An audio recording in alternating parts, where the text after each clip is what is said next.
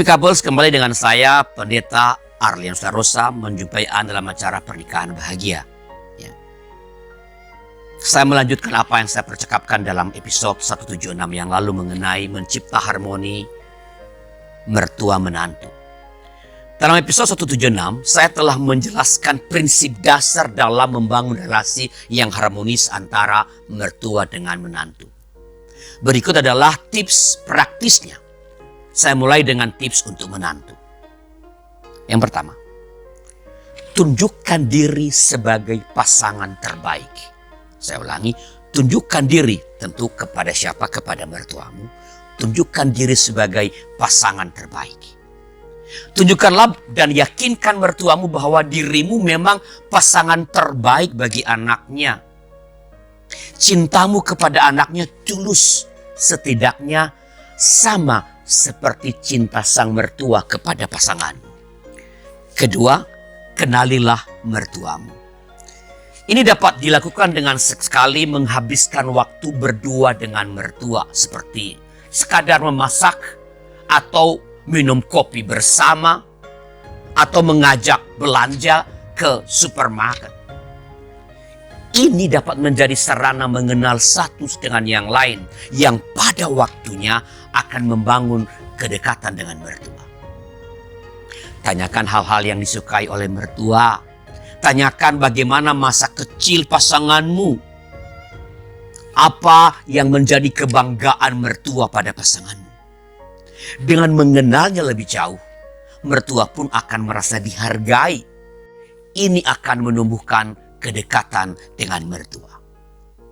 Melalui aktivitas dan kesempatan berdua ini, bangunlah kedekatan layaknya antara ibu dan anak tanpa mencoba memandangnya hanya sebagai ibu dari suami.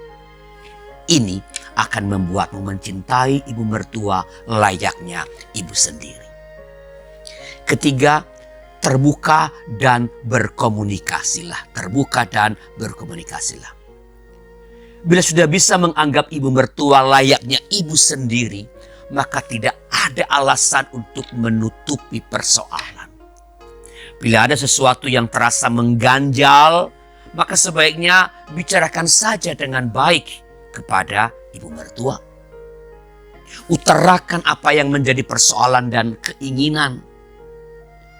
Sejauh hal yang pertama tadi sudah dilakukan dengan baik dan hasilnya sudah dirasakan, nggak perlu ragu lagi, apalagi takut untuk bersikap terbuka dan mengungkapkan hal-hal yang menurutmu akan membuat relasimu dengan mertua menjadi semakin baik atau sebaliknya yang membuat hubunganmu dengan mertua menjadi terganggu. Ini diharapkan akan menumbuhkan saling memahami antar dirimu dengan mertua. Keempat, jadilah bagian dari keluarga pasangan. Ini dapat dilakukan dengan beradaptasi dengan kebiasaan-kebiasaan keluarga besar pasanganmu. Entah engkau suka atau tidak suka dengan mertua, tetaplah harus bersikap sopan saat berada dekat mertua. Cobalah untuk selalu bertanya bagaimana kabarnya, atau menawarkan bantuan kecil seperti mengambil air minum. Belajarlah untuk selalu memahami bahwa meskipun misalnya tidak suka, mertua adalah bagian dari keluarga. Ingatlah bahwa keluarga telah membentuk pasangan Anda selama separuh hidupnya. Kalau Anda menikah dengan dia pada usia 25 tahun berarti 25 tahun. Kalau Anda berusia menikah dengan pasangan dalam usia 30 tahun dia, maka 30 tahun keluarga membentuk pasanganmu. Dan itu pasti membentuk karakternya. Maka memahami keluarga partner berarti memahami pasangan atau partner itu sendiri. Kelima, jangan egois dalam berelasi. Pasanganmu sekarang ini memang lebih banyak bersamamu dan memang begitulah seharusnya. Namun ini tidak berarti ia akan melupakan orang tuanya. Jangan egois dan berilah waktu bagi ibu mertua untuk bertemu dengan pasangan. Ingat, tak seorang pun yang rela membiarkan keluarga asalnya diabaikan. Bahkan andaikan pasanganmu sudah lama tak memberi waktu untuk bertemu dengan orang tuanya, ingatkanlah dia.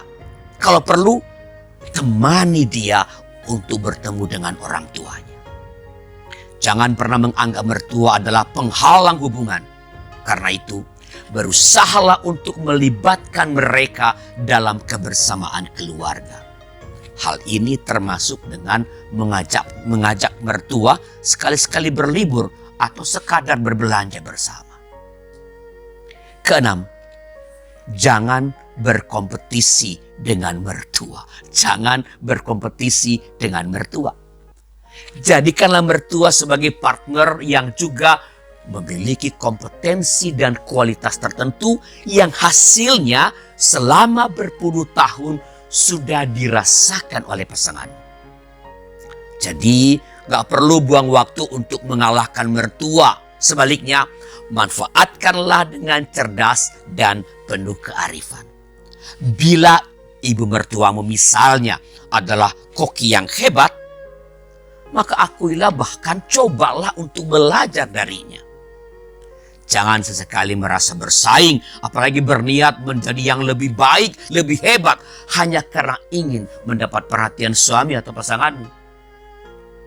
Jangan biarkan pasanganmu kehilangan pengalaman dengan masakan yang enak itu. Sebaliknya, kini nikmatilah berdua masakan mertua. Ini berkat Tuhan, bukan? Bila Anda seorang mertua, berikut adalah beberapa tips untuk membangun relasi harmonis dengan menantu Anda.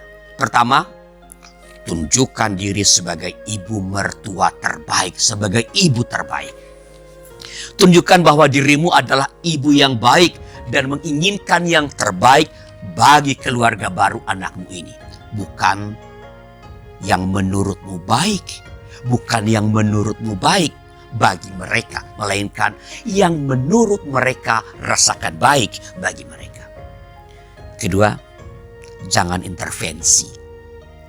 Sering sekali tanpa disadari, mertua sangat cepat mengintervensi keluarga anak-anak mereka ketika mereka melihat ada hal yang menurut mereka tidak baik sedang terjadi, sedang berlangsung dalam kehidupan pernikahan anak-anak mereka.